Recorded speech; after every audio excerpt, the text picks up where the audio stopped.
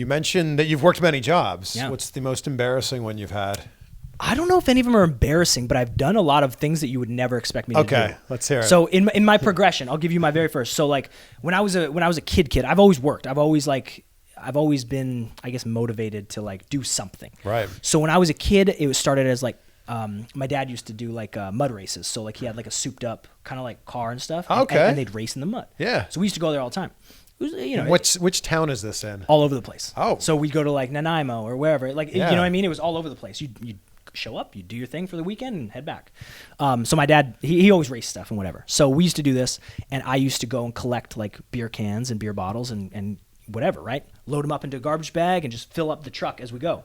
I'd show up back and like go to the store and like it'd be like, hey, you just made like $100 because you Yeah. collected all this stuff. So I was like, cool. So I went from that to like, I think once I got a little older, I looked up to my sister, and so I was like, oh, she babysits all the time. I could babysit.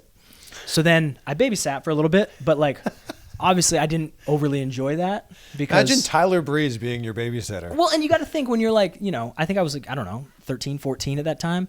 I'm not cool with kids, like I'm not good with babies. But you like money. Yeah, so I'm like they're paying well, but like, I mean, I'm not good with babies. I'm not there yet as a man. So I went from like collecting cans to being like a babysitter. I think right after that, I got a job at the grocery store. I got a job at a grocery store as being like produce and whatever.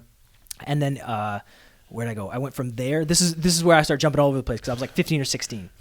So then I went from there to like a health food store. Then right before my prom, I was playing baseball and I tore everything in my ankle, so I couldn't walk. So I was supposed to start a new job building RVs. Wow. And I tried to do it for a week and I couldn't do it. I was standing with like this like air bubble cast and I was like, I can't like do anything.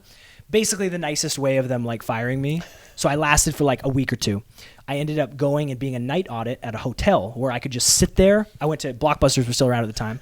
I went there, got a bunch of movies. I'd have a portable DVD player and I'd just watch movies and do some auditing stuff. And then I just had to stay awake for the night. I did that up until, because I was heading to wrestling school at that point. Yeah. I had to like make sure I was all good. By the time I graduated, went to Calgary to join wrestling school. Yeah. I got a job immediately at a gas station, which in minus 40 in Calgary, pumping people's gas, horrible. Yeah.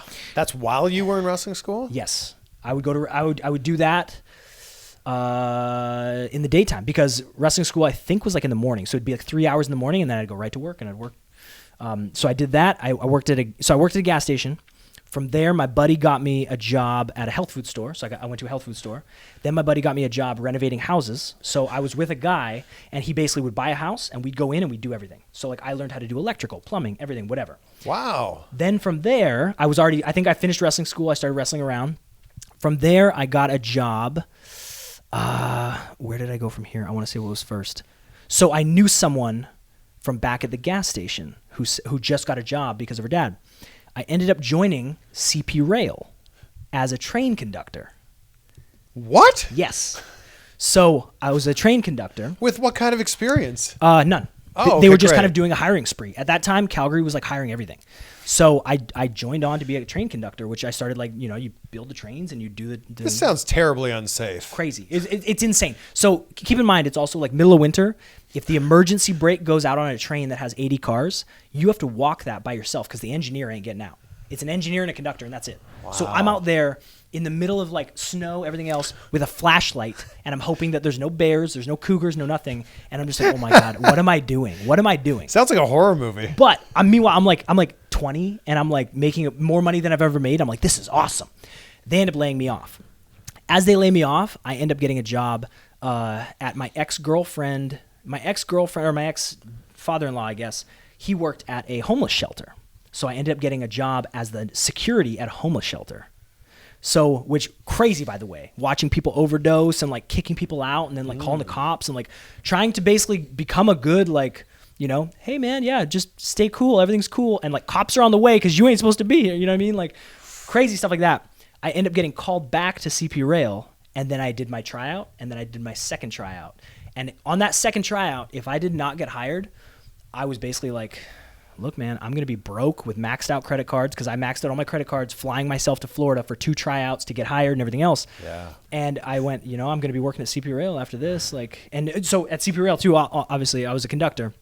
the tanning salon I was going to. The guy who owned it worked at CP Rail. He goes, "Hey man, you work at CP Rail?" I said, "Yeah." He goes, "You want to be a manager?" And I said, "I'm like 20. Can I be a manager?" And he goes, "Yeah." At the tanning salon? No, at the CP Rail. Oh my God. So I go, how is that possible? And he goes, "I can put in a word for you." I said, "Okay." So I applied for the job. I got the job. All of a sudden, I'm a manager at a railroad telling these 40 and 50-year-old men what to do. I'm managing the crews. I'm up in this tower, and I'm going like, what is happening here? Like, I'm wrestling over here. I'm managing a railroad over here. Wow. All over the place. And then from there, I ended up getting hired by WWE. CP Rail actually wouldn't let me go. I went on a leave of absence for like 2 or 3 years because they were like, "Oh, you don't have to quit. You don't have to leave. Like, just..." Oh, because it's a union, right? Yeah. Yeah. So they're giving, like, all of a sudden I'd get like random bonuses and stuff, like, because I was still employed by them. This is amazing. I was like, it's nuts. It's crazy. So, like, I didn't officially want to quit there, but eventually I had to because I was like, I'm in WWE for like 2 or 3 years at this point. Sounds like when you're done with wrestling, you can just go slide back into your railroad I job. could, but I never will. Never will. I'm in Florida for life, man.